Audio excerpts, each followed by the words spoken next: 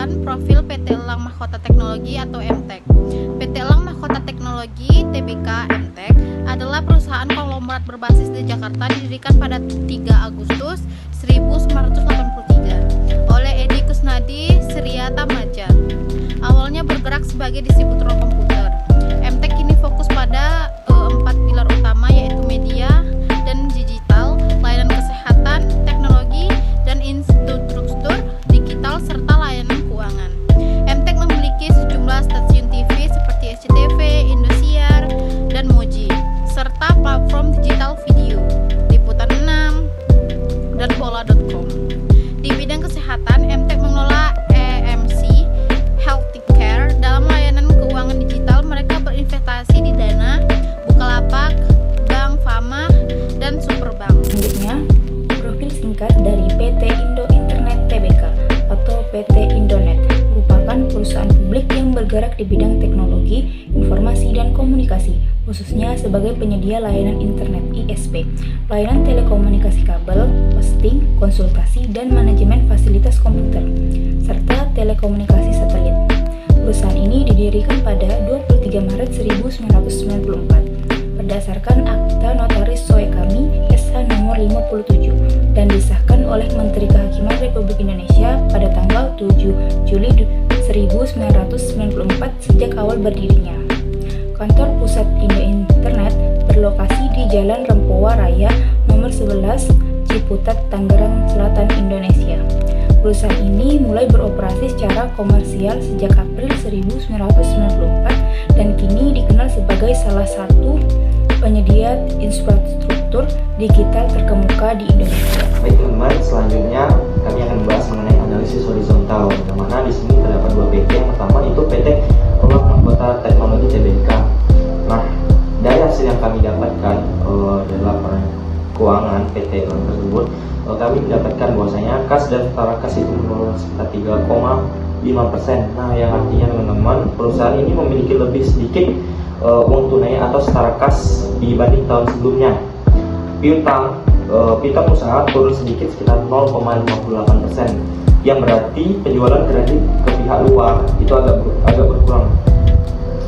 Piutang lain-lain itu 1,42%. Ini menunjukkan bahwasanya peningkatan tagihan dari luar. Nah, persediaan neto itu menurun dengan sekitar 2,81%. Nah, bisa jadi karena penurunan produksi atau penjualan yang meningkat. Selanjutnya, biaya yang dibayar di muka itu naik sekitar 0,15%, hampir stabil. Artinya perusahaan membayar lebih awal sedikit biaya untuk tahun ke depan. Uang muka naik cukup besar sekitar 11,90%. Ini juga menunjukkan bahwasanya peningkatan pembayaran di muka untuk pembelian aset atau barang. Pajak dibayar di muka naik sangat tinggi teman-teman, sekitar 45,93%. Nah, yang mana perusahaan juga membayar lebih banyak pajak di awal. Aset keuangan lancar lainnya naik sekitar 4,54%, yang mana artinya ini ada peningkatan investasi jangka pendek. Total aset lancar itu naik 0,88%, yang mana aset jangka pendek secara keseluruhan itu sedikit meningkat. Piutang dari bervariasi naik itu sekitar 1,33%. Ini juga menunjukkan peningkatan pinjaman ke pihak terafiliasi. Pajak yang dibayar di muka itu naik sebesar 67,46%, menunjukkan pembayaran pajak jangka panjang yang meningkat. Aset tetap naik 0,59%, berarti aset seperti gedung, mesin, dan lain-lain itu masih ditambah atau dirawat. Aset hak guna turun sekitar 0,14%, hampir stabil. Aset pajak tunggakan itu turun sekitar 1,66%. Bisa karena pengaruh perhitungan pajak di masa depan. Pengeluaran pajak naik sebesar 64,08%, yang mana artinya perusahaan berharap pengembangan pajak yang lebih besar. Investasi pada entitas asosiasi naik sekitar 1,64%, menunjukkan peningkatan penyertaan saham di perusahaan lain. Instrumen derivatif itu turun sekitar 5,04%, artinya nilai kontrak keuangan menurun. Aset tidak lancar naik sekitar 0,29%, sedikit peningkatan. Total aset tidak lancar itu 0,29%, artinya aset jangka panjang juga mengalami kemungkinan kecil naik sebesar 0,19%. Artinya juga secara keseluruhan aset perusahaan tetap stabil, namun ada sedikit kenaikan. Nah, perusahaan juga mengalami peningkatan total aset, tapi kenaikannya itu kecil, tidak terlalu banyak, itu sekitar 0,19%. Goodwill naik sangat besar, bisa jadi ada akuisisi atau pembelian merek atau intelektual penting, pembayar pajak di muka meningkat drastis baik lancar maupun tidak lancar. Ini menunjukkan perusahaan mulai membayar pajak lebih awal. Kas berkurang perlu diperhatikan agar tidak menurunkan likuiditas.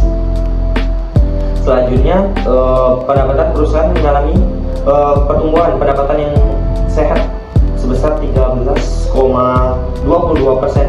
Ini dilihat dari daftar laba rugi yang didapat dari laporan keuangan PT Elang Mahkota Teknologi TBK tahun 2023 dan sampai 2024. Badan pokok pendapatan, beban pokok naik lebih cepat daripada pendapatan, yang bisa menekankan margin laba kotor. Laba kotor meskipun naik, kenaikannya lebih kecil dari kenaikan pendapatan, yang menunjukkan efisiensi belum optimal. Nah, beban penjualan dan administrasi ada efisiensi operasional terutama di sisi penjualan. Laba rugi selisih cross perubahan signifikan menunjukkan fluktuasi nilai tukar yang mana memberikan dampak besar. Nah, laba rugi usaha perusahaan keseluruhan pendapatan keuangan dari investasi juga perusahaan lebih banyak mendapatkan hasil dari investasi aktivitas keuangan. Biaya keuangannya naik sekitar 23,67%. Rugi dari entitas asosiasi meningkat 1,82%. Beban bunga dan kerugian investasi asosiasi memburuk. Laba rugi sebelum pajak perubahan drastis ke arah positif, menunjukkan fundamental perusahaan membaik. Kinerja tahun 2024 jauh lebih baik daripada 2023, yang mana ini berarti mengalami peningkatan. Selanjutnya, pendapatan naik dengan margin laba yang meningkat. Perusahaan berhasil mengurangi beberapa beban. Terdapat perbaikan beban dalam laba bersih dan laba usaha. Meskipun ada beberapa beban yang meningkat seperti biaya keuangan, rugi asosiasi, dampaknya tertutup oleh kenaikan pendapatan dan efisiensi operasional. Nah, selanjutnya itu ada PT Indo Internet TBK. Kami mengambil laporan laba rugi PT ini pada tahun 2023 sampai 2024 juga, yang mana itu menghasilkan kas dan setara kas itu terdapat 3,74%, stabil namun tidak tumbuh secara signifikan. Likuiditasnya sama, piutang usaha itu sekitar 7,26%. Kenaikan wajar sering kenaikan pendapatan pajak dibayar muka itu sekitar 38,3%. Perusahaan membayar pajak lebih awal, potensi pengelolaan pajak lebih baik. Biaya bayar di muka itu sekitar 68,61%. Perusahaan membayar lebih banyak biaya untuk periode mendatang.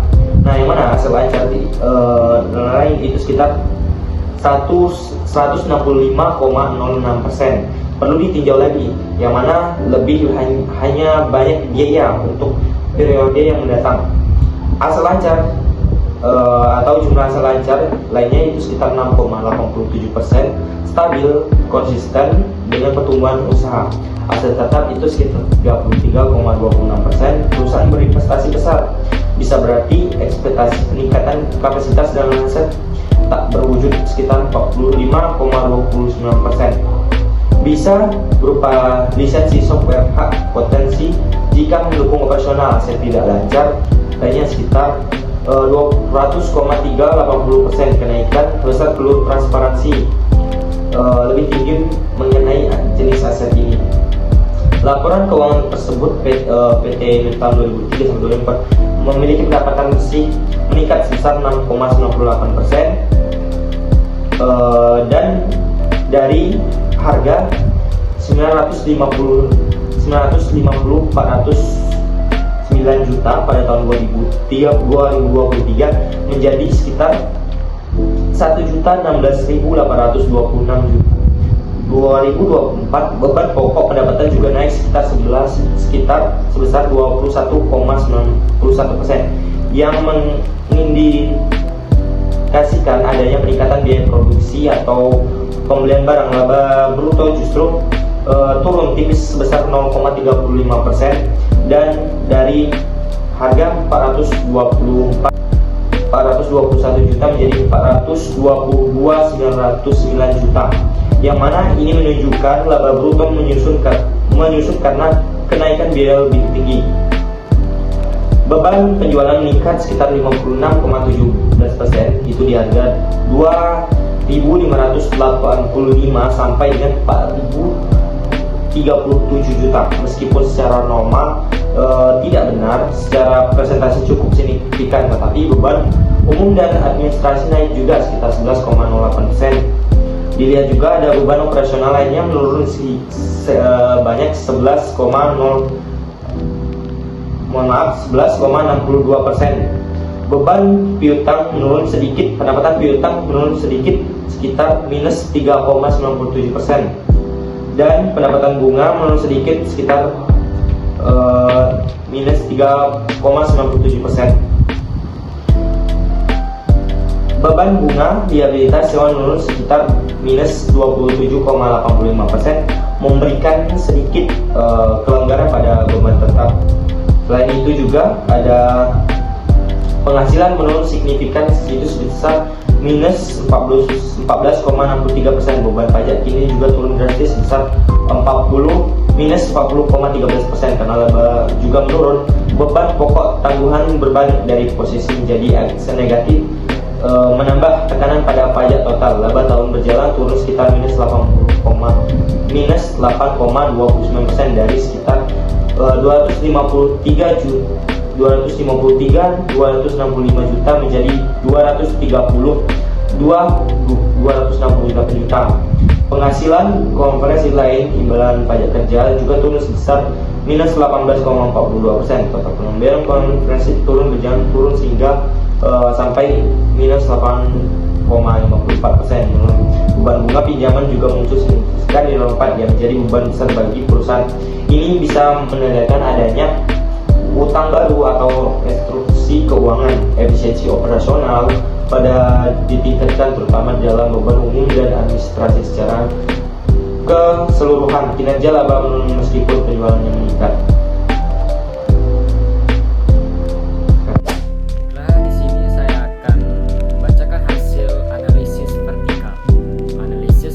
Terhadap laporan laba rugi menunjukkan bahwa PT Elang Mahkota Teknologi Tbk mengalami peningkatan pendapatan neto dari tahun 2023 hingga tahun 2024 sebesar 13,22%, disertai penurunan persentase beban penjualan dan administrasi terhadap total pendapatan yang mencerminkan adanya efisiensi operasional.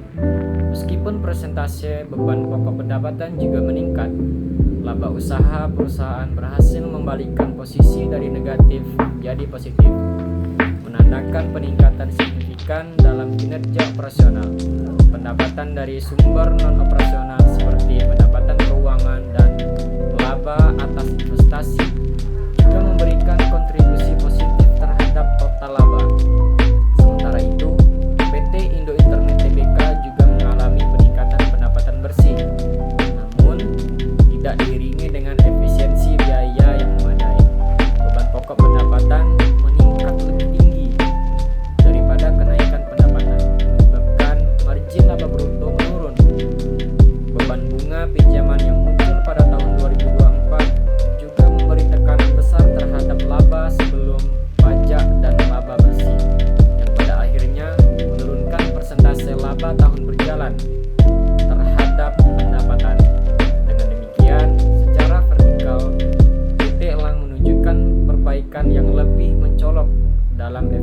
efisiensi operasional, dan struktur laba dibandingkan PT Indo Internet.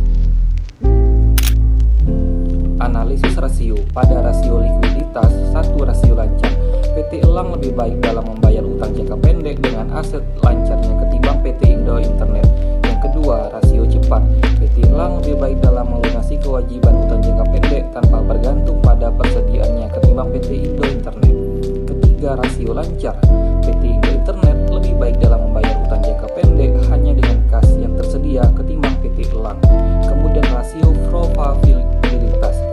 1. Margin laba kotor. PT Indo Internet lebih efisien dalam mengelola biaya produksi atau HPP ketimbang PT Elang.